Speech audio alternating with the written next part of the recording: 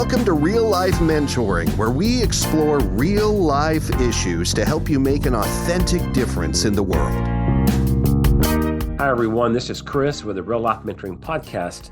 Normally, if you're a listener, you know that my wife, Christina, joins me on this, but she's unable to today. So today I have a guest. Nate is a friend that I met in Europe many years ago, Nate Brewer. And Nate's been on this Real Life Mentoring Podcast with us several times. So, Nate, what I want to do, you know yourself much better than I do.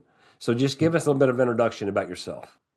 Thanks for the opportunity. It's good to be back. We've had a couple good podcasts together. So Nathan Brewer, been living in Vienna, Austria for 18 years, originally from the Midwest, Springfield, Illinois. And what originally brought me out here was soccer, playing Fußball, as they say over here, and using that as a platform to build relationships. So I've moved on from Fußball, consider myself somewhat of a spiritual entrepreneur. So I've founded a nonprofit organization. I've founded a training organization called Fivefold Training. I'm certified in a marketplace tool called 6 Types of Working Genius. And I'm the author of the book, The Pulse of Christ, a Fivefold Training Manual. So a variety of different activities over the years, but love people, love God, and love relationships. So it's a good place to be on the Real Life Mentoring Podcast.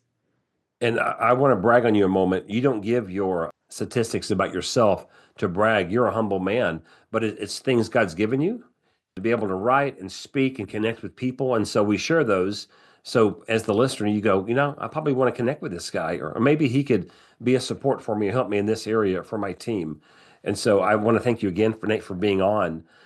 As listeners, think about this. You may have friendships out there and you talk on a regular basis. You may be learning a lot of good things from your friends that maybe you take for granted. And I give you this example. So Nate, when you and I do a podcast episode together, I always learn something. And so you may be thinking you're just handing this to the audience. You're also handing it to me and my wife as well. So I'm greatly appreciative of that. Relationships. So Real Life Mentoring Podcast, we train people to be effective mentors, but that requires relationships. And I took some notes earlier that relationships offer us some of the most support, encouragement, enjoyment in life. What else do they offer us, or what do we deal with the relationships, Nate, would you say?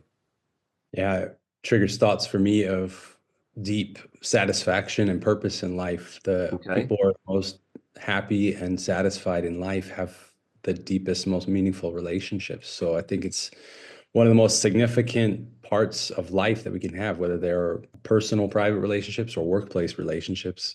It really gives a deep meaning and purpose and richness to life. And we're going to talk about teams today, right? Yep. We're talking about teams. So think about the amount of time you spend in the workplace, or maybe in your church, or some kind of organization you're part of, and you're a part of a team. That's a lot of time we spend with people. And if there will be tension sometimes. That's just the way it is. I remember I was so naive years ago, Nate, when I was much younger, in my 20s. I remember thinking, there was a guy, I think I irritated him. Like I got on his nerves. And I remember thinking, what is it about me that would get on anybody's nerves? I'm a good guy. I was so naive. I was a good guy.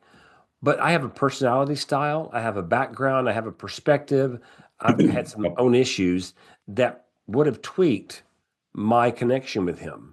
And for whatever reason, it irritated him. And so there are tensions in relationships. And so we can deny those and push them aside, and that just makes it worse. Or we can step into it, even though it's uncomfortable initially. So talking about relationships, they're meant for to give us so many good things in life, but they also cause us stress sometimes, right? I put down here some of the most stress, some of the biggest frustration I've had, and some of the heaviest discouragement I've had have been in relationships. Yep. It's both. Yeah. And on teams. I mean, most people work in a team in some way, shape, or form. Small team, large team, temporary team, long-term team. And imagine your team working smoothly together, full of joy, buzzing with energy, collaborating really well together. That's a beautiful thing. And when it makes a big impact and everyone is living out their full potential, it's a high impact team. That's a wonderful thing to be part of. And Fortunately, this is not usually the experience with teams. Often there's frustration with being part of a team or leading a team. Maybe you can relate to some of these that you're not collaborating well as a team. Your meetings are draining and unproductive. Your workflow is too complicated. There's misunderstandings in the interpersonal relationships in the team, tension, lack of clarity. Team morale is down. People are not motivated. I mean, there's all sorts of issues with teams because we're dealing with people, and people are imperfect beings. And so teams can be a beautiful thing, but it can also be quite a frustrating thing to be part of a team. So you wrote a book a number of years ago talking about the fivefold training. So let's get that started. So again, we're all working in some kind of team for the most part, in some capacity aspect of our lives rather, and there will be tensions. So learning to understand one another better, our characteristics, our talents, our gifts. So Nate, take it away from there or with that. Yeah, it's what we're going to talk a lot about today is tensions in teams. And Fivefold gives us really a framework for healthy, strong teams. These are five archetypes or five personalities, if you will. These are gifts that different people embody, and everyone has one or even parts, elements of all of them. Just to give a quick overview of what those five are, and that will help us understand maybe the framework a bit, is the it's an APEST is the acronym. So starting with the T, it stands for teachers. So these are people who are really gifted at explaining the Word of God. And even if they're not a teacher in the church, people can have this gift. They're very good at explaining things. They give clear understanding and application and create great content for teams. So in the context of teams, they're standing for strong, continuous learning, continuous development, continuous growth in a team. So they produce healthy content for a team. If we talk about shepherds, and that's what the S stands for, they nourish teams with healthy relationships. So specifically talking about how this fivefold framework gives us a framework for healthy, strong teams. If you picture, just to maybe frame it with an analogy, if you picture different food groups for your body, we need to eat a balanced diet of different food groups in order to nourish our body with different nutrients, and that keeps the body healthy and strong. So teachers nourish the body with healthy content and with Okay. continuous learning and growth. Shepherds nourish the team and nourish with healthy relationships. They are very focused on creating healthy interpersonal relationships in a team and the unity, creating healthy community. Evangelists, it's a gift that really nourishes the team with a healthy outward focus, focusing on a strong message and motivation. They're very motivational people and can persuade individuals and teams to move forward very well. Prophets, which don't let that word trip you up, it's a word from the Bible, but prophetic gifts really nourishes the team with healthy values. So making sure that the team stays in strong alignment with their values and operates with integrity. So the fifth personality or role in every healthy, strong team is apostolic. And they are people that have strong vision, strong mission, strong strategy, and they're going to nourish the team with healthy growth and forward movement. If things stagnate and stop growing, they die. And so apostolic individuals are the visionaries and are going to push the team forward to continue to grow. And in this way, you have five different roles on every healthy, strong team that are going to nourish the team with different aspects. And if it's healthy and nourished well, then it will also be strong and will grow. Okay. For myself and the listeners, would you just simply give us that list again, those five? Yeah, apostolic are visionaries. Mm-hmm. Prophetic are standing for the values and the Okay. integrity. Evangelistic are strong motivators Okay. with outward focus. Shepherds are caring and community, focusing on healthy relationships. and the teachers are focused on continuous learning and growth. Okay. Which one relates to you the most? Which connects for you? Yeah, when I look at those five, I would say two really resonate with me. One is the healthy relationships aspect, the shepherding aspect, but much more than that would be the apostolic, starting new things, vision, new ideas, and starting new things. Okay. And you Those are asked the me, what pioneer about myself? I think I have the same, Nate. Apostolic, very much a visionary, and it has pros and cons, right? Each of these. I'll lean into this, maybe a little too much sometimes. And then I'd say the shepherd aspect. Yeah, very Yeah, much. yeah, Yeah. it's something that we've connected on well over the years. So let's talk about you'd written a newsletter that you always do, and you had shared a story, an example. Yeah, Share that if you would. And that's what yeah. actually triggered this conversation. That's right. We said, yeah, let's do a podcast around this. Yeah, recently I was texting on WhatsApp with a woman in our church here. I'm also in church leadership here in Vienna in a small local church. And she wrote about some frustration with another person. And she texted me, she said, yeah, this guy is always he's talking about the end times, and this depresses me.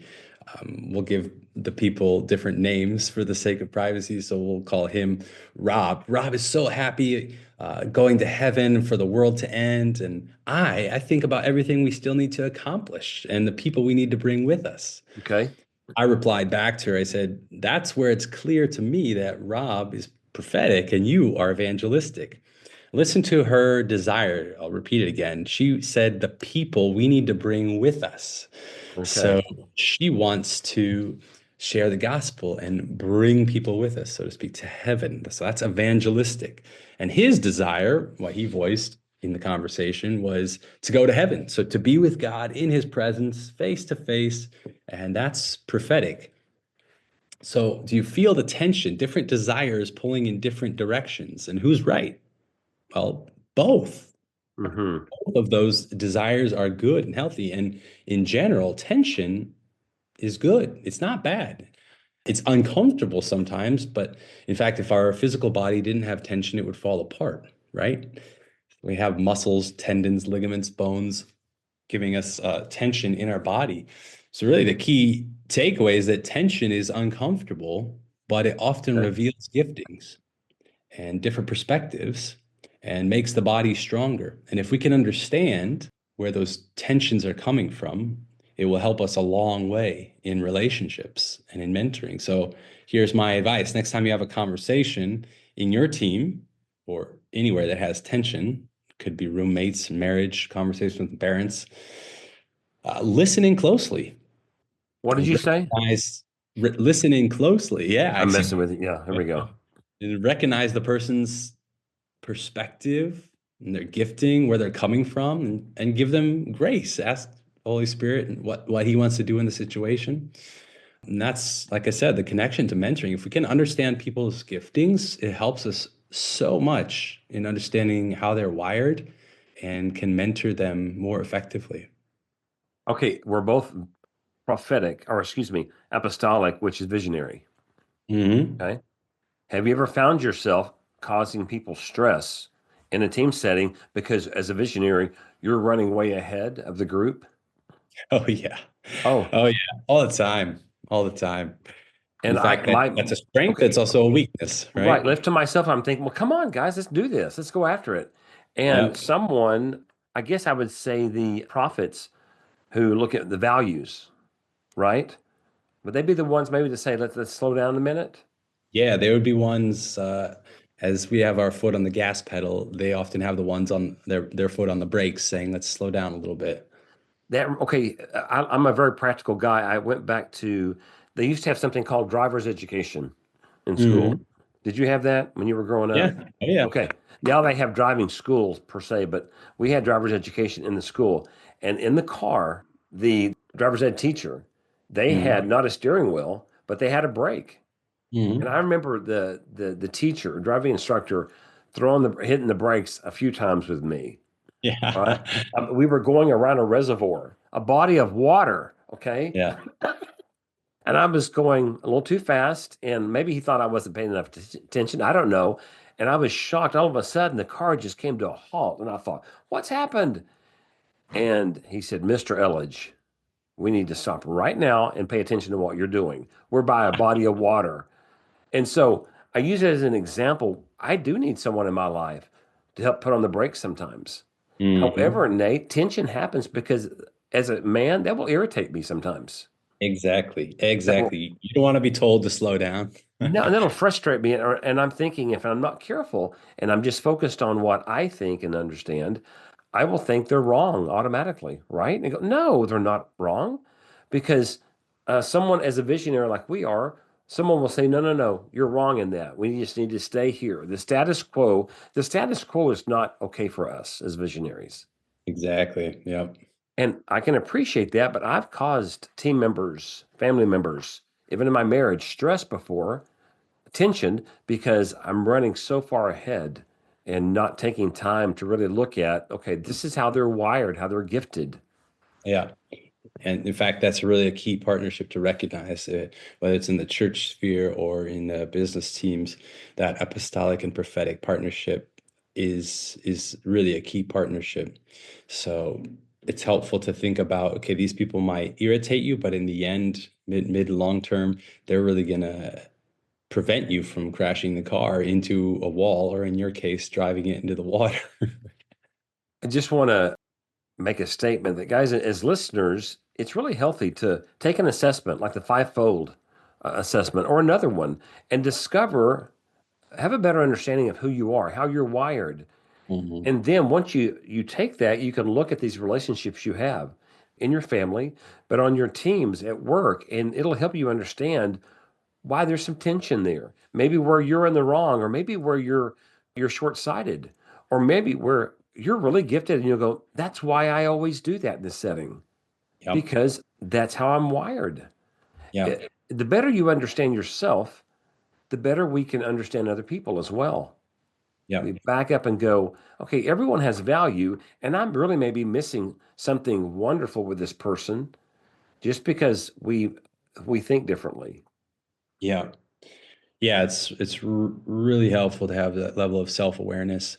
That's where it starts, and then you're able to have awareness of those around you and who you need to complement your weaknesses. And that's the beauty of teamwork, healthy teamwork, where that comes in.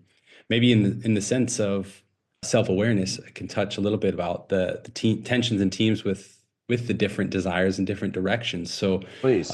even if you don't take an online assessment, you can just listen for a moment and think which one resonates with me.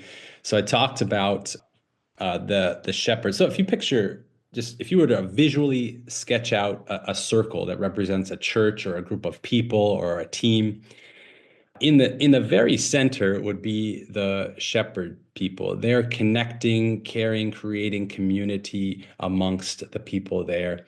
So they're really standing for healthy community, and it's an inward direction. They're really concerned with the relationships internally in the team, in the church, Okay. in the people. So their direction, and this is what I'm getting at, is inwards. Their pull is going to be inwards.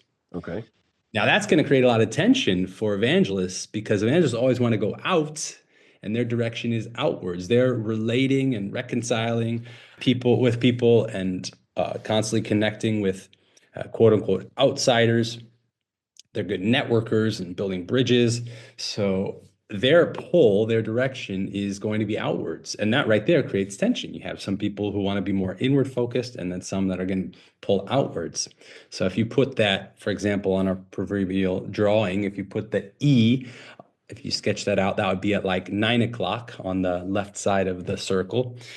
Now, if you put on the bottom of the circle, so 6 o'clock, a letter T, teachers, they're really focused on content, on learning. So if you picture someone looking down into a book, whether it's the Bible or whether it's another book, they're studying, they're learning because they love knowledge and they love learning and they love to pass that on to the team.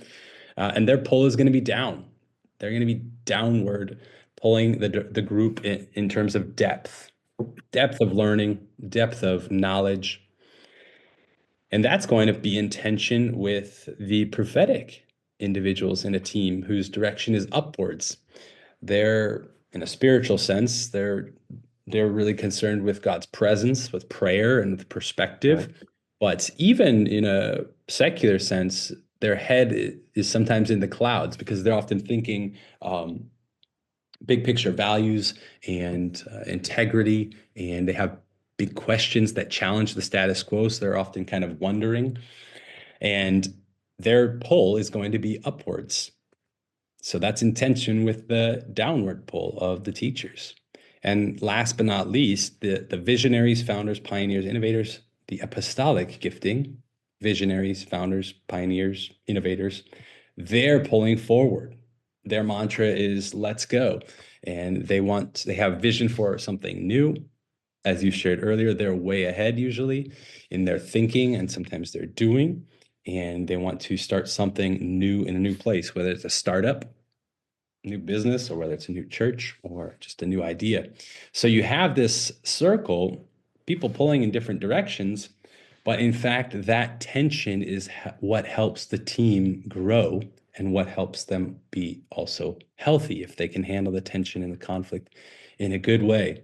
I was just 2 days ago with a team here in Vienna and just had them circle up. I think it was about 10 people, reach out their arms and grab a hand across from them. And so they're all tangled up, and I just had them lean back for a second. And I just said, feel, just take a Mm. moment to feel the tension in your arms and in your body. But they could all lean back really far because they were connected to each other and they had that tension. And their job was to kind of untangle themselves and get into a circle, which they did. But those tensions, once again, they are good. They're necessary for healthy, strong teams.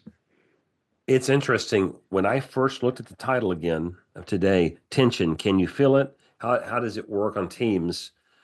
When saw the word tension, I thought negative at first, Mm-hmm. but you're telling me the opposite. Actually, tension can be a wonderful thing. Yeah. Yeah. And We have to I believe reframe. that, but it's interesting. My brain went to the negative as soon as I saw that word. And I'm wondering how many people think that way to go, okay, you're going to have tension in this relationship today or this week or in this relationship or this team. And left to myself, I'll want to, I don't want to do that. As opposed to leaning into, no, the tension, if my motive is pure, is this fair to say? If my motive is pure and I respect other people, tension will be a good thing in that relationship. Yeah, because we all want to grow. That's a desire almost everyone has, and tension leads to growth. Tension is often uncomfortable. It's similar to the idea of conflict. Mm. Conflict is also Okay. uncomfortable, and it's not a matter in a team of if you will experience conflict, it's when you will experience conflict, just like True. in Okay. any relationship or in marriage. Not if you experience conflict, but when you experience it, how do you deal with it? And Okay. that's going to be the primary driver for whether that's a positive or a negative association. So tension is uncomfortable, but it's good and it's going to help us grow. Yeah, just interpersonally, but also for the bigger mission, the bigger vision of the As I team. said at the beginning of this episode, I said, I expect to learn from you as you're talking about this. And I just realized I don't think I've ever had a conversation. So I mentor guys on a regular basis and I train people to be mentors. I don't think I've ever brought up the topic of tension with any guy I've mentored as a positive. Let's look at tension in any relationships you have and the purpose of that for you and for them. So Mm, that's something I need to add to that catalog of topics I'm going to yeah, talk about with guys who I mentor. yeah. That's a great question, Chris, because the unaddressed tensions really drain our soul. If we're suppressing them or not addressing them, it can really be a drain on our energy and a drain on our soul, drain on our mind. And we all probably have. And then, then you can get into different conflict types. And some people are kind of like rhinos that go head first into conflict. And some are more like badgers that dig down, or hedgehogs, sorry, that kind of dig down underground and hide from conflict, hide from tension. Okay. But once again, that's healthy to self-awareness. What's your default for dealing with tension and conflict? And also just raising awareness for where is there tension currently in your life? Where is there tension in the different relationships that you have?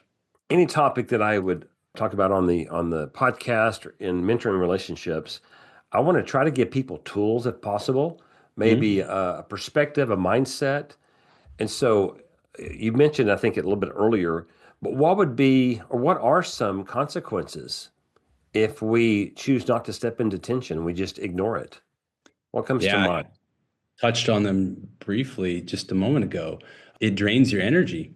Yes. It drains your brain drain. So brain drains your Okay. mind, also drains your soul, which can also lead to physical manifestations. You can get sick also. If there's just so much burdening you, burdening your mind, burdening your soul.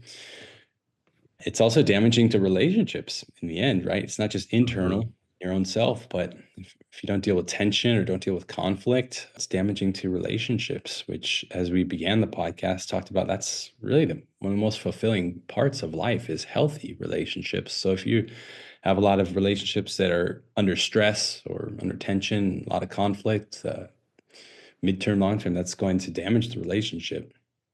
I think about the idea of dread. When I haven't dealt with a tension in a Mm, relationship on a team, and you just push it aside, or I push it aside, and we're having a team meeting coming up. Do I really look forward to that? Not so yeah, much, as opposed to stepping into it. And yeah, when I have ignored it at times, it eats away. yeah, And as you mentioned, it damages morale. You just feel it in the atmosphere. yeah. And as opposed to someone going, hey guys, we've got some tension here in the team. Let me just help you understand. That's normal to have some tension. We're going to honor and respect one another. So we need to bring it up and talk about it. And we're going to work together. We have different perspectives, different backgrounds. So how can we walk through this together? Now, Mhm. maybe I would say that because, okay, just how I said that, does that speak into one of those five areas you would say? Who would be the guy to say that? You said a number of different things, so maybe repeat or Okay, summarize it in one I, core I'm statement. I'm the guy in the meeting who would say, guys, there's obviously some tension in our Hmm. team. Yeah, Let's no stress. We want to respect and honor everyone, but we've got to talk about this so we can grow and move forward because yeah, it's impacting the atmosphere of our team. yeah. That would certainly be the shepherding, gifting, showing itself in you. So Okay, those individuals who really care for individuals, who are concerned about healthy interpersonal relationships, who are concerned about healthy community, healthy team, that would be a shepherd that would be flagging it usually. okay, all right. And but to being human, I will say it would irritate me as well that we're okay just being okay with the tension and not addressing it. Yeah, totally. So, Yeah. which one do you think that would be? Yeah. Prophetic and apostolic people are usually unsatisfied with the status quo. And so Okay. they're raising a flag for that. Okay. But as you said, it's also partly human, people on all levels, regardless of their gifting or how they're wired, they want it to be they want the tension to go away. They want there to be a healthy team dynamic or a healthy interpersonal relationships, but they'll deal with it in different ways. Okay. Any other thoughts you have on this topic? There's so much more we could talk about, of course, but I don't want to miss something that's Yeah, important. no, I think that's a good kickoff, a good part one. If we do a part two, we'll talk even more specifics like decision making as a team, problem solving as Okay. a team, workflow as a team, in the framework of healthy relationships and healthy mentoring. So I look forward to getting into that. Is it fair to say, and tell me if not, when tension is not addressed, it's allowed just to kind of hover. It'll short circuit a team. For sure. That's one of the big red flags for a toxic culture in a team or in a company is that conflict and tension is left unaddressed. Okay. I worked for an organization years ago, and I brought some tension, some problems to the front, and I was told I was given two options: choose to fly under the radar, so Hmm. basically ignore what's going on, go with the flow, or find a different job. So, Wow. with that said, you know what that does for morale on a team? Yeah. It kills it for me. It's like, wow, Yeah. I have two choices. Instead of us addressing these problems, these challenges, and honoring one another and growing together, I have to fly out under the radar to keep my job and my position. And that kills creativity for me personally. Hmm. I stopped sharing ideas. And my visionary piece, go back to apostolic, Yeah. I quit stepping into that because it's not received. Yeah. It So kills morale. Yeah. yeah, for someone to tell me fly under the radar or find a different position or different job because we're not going to address these tensions, man, that's a killer. And the Yeah. reality, Nate, I think a lot of people deal with this in the Mhm. workplace every day. Yeah. Indeed. That's my heart behind writing content. We said at the beginning what originally triggered this podcast episode was a newsletter I sent out. So if you want to include the link in the footer, you can. It's a fivefold training newsletter send out about discovering gifts and working together healthily as a team, and also a second one called Working Genius, which is more of a marketplace focus. So if you're not a Christian or just working in a more marketplace setting, the Working Genius newsletter might be more relevant for you. Content about discovering your gifts and working together in a healthy, strong way as a team. And the Working Genius, which you're a trained coach in that's connected with Patrick Lencioni, correct? Right. Yep. So those of you who know his work, it's that's just a good point of reference for you. Definitely. Definitely. Yeah. Well, go ahead. No, that was it. Oh, with the work that we do with mentoring, we're always taking the holistic approach. So we are spiritual, physical, mental, emotional, relational, and professional and/or educational. And so you might ask, why would a real life mentoring podcast talk about tension on a team or in a team? It's because all those pieces in our lives matter and they impact one another. Mm. So we want to address there's a problem, there's a stress, there's an area of growth. We want to address those things because they impact one another, and we care about relationships in life. We really do, because that's the foundation of who we are as people. Mhm. So I want to thank you for listening to the Real Life Mentoring Podcast today. If you would like and subscribe, we'd appreciate that. If you'd like to donate to the production of this podcast, you can go to the FahrenheitMentoring.org website and click on the tab for podcast and go from there. I do want to share that today's episode is brought to you by our corporate sponsor, Shelter Insurance, the Aaron Reese Agency. His agency offers auto, home, life, and business insurance, and they strive to build real relationships with all of their customers. And guys, I'm telling you, that's just not a statement. This man's a friend of mine. The Aaron Reese Agency is actually my personal insurance company, and they really take care of their people. So we're happy to have them as a corporate sponsor. So once again, thank you for the time today. Nate, thank you for your time. And we will put in the material that you can read later links to get in touch with Nate. So once again, thank you so much, guys.